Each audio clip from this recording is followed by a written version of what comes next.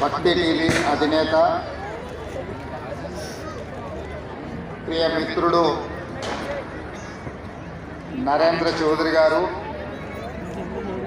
వారి కుటుంబ సభ్యులు 12 సంవత్సరాల క్రితం లక్ష దీపోత్సవాలతో ఈ కార్తీక ఉత్సవాలను ప్రారంభించి 13వ సంవత్సరంలో కోటి దీపోత్సవంగా అవతరించి ఈ భూమి మీద ఉన్న హిందువులను, భక్తజనులను ఆ పరమశివుడు ఆశీర్వదించాలని, ఈ సమాజమంతా సుఖశాంతులతో ప్రశాంతమైన వాతావరణంలో జీవించాలని, ఈ కార్తీక మాసం వచ్చిందంటే ఈ రాష్ట్రం దేశమే కాదు, ఇతర దేశాలలో ఉన్న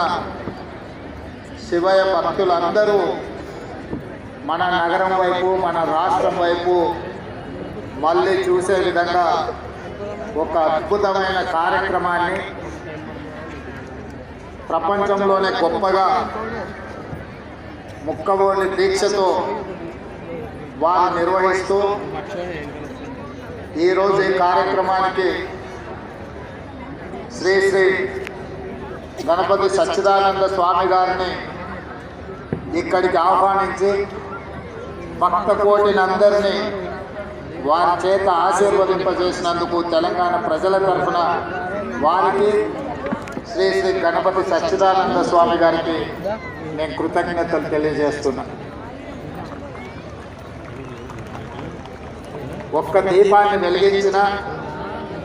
ఒక్క దీపాన్ని సంరక్షించిన అది మనకు ముక్తి కలిగిస్తుంది,